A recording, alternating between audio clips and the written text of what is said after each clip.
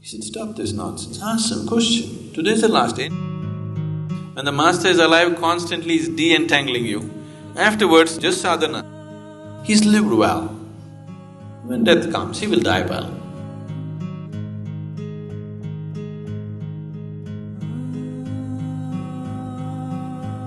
Namaskaram, Sadhguru. Why are we so afraid of death? See, right now, why there is so much fear is the substance of your life is only in your clothes, your jewels, your education, a few people that you gathered around you. That's all the substance of your life is. All these things can be taken away from you any moment, isn't it? This is the only thing which is giving you solidity. Yes? That little bit of education, your clothes, your jewels, your bank balance, a few people around you, this is all that is giving you some sense of solidity of being a being. This is not a being, this is a patch-up job. So, with such petty blocks, when you build a building, naturally you should be very worried when it'll collapse. Now, instead of using a stone block for this column, if I use the twig, definitely I'll be always worried when it'll collapse on my head, isn't it? Isn't it so?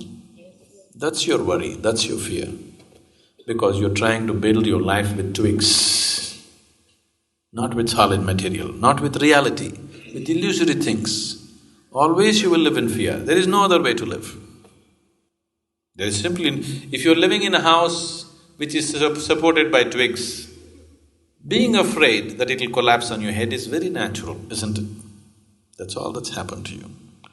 It's time you bring something more substantial into your life. If you bring something more substantial, then suddenly you find, if you sit here, everything is fine. Life or death, still it is fine. That's how it'll be. A very beautiful story.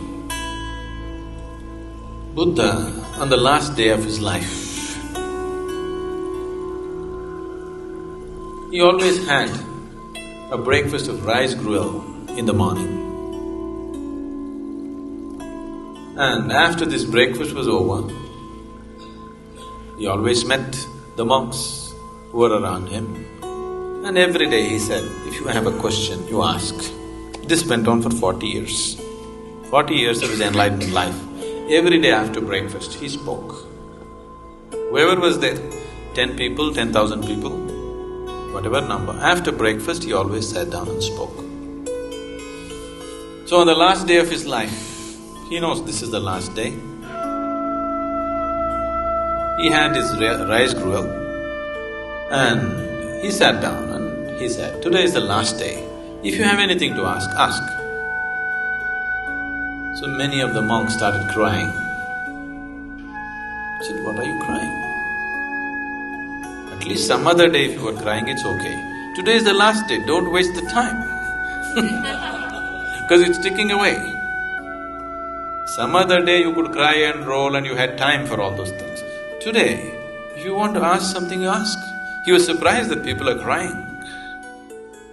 But Master, we have been with you for so long, you're leaving today and they're crying, nobody asking any questions.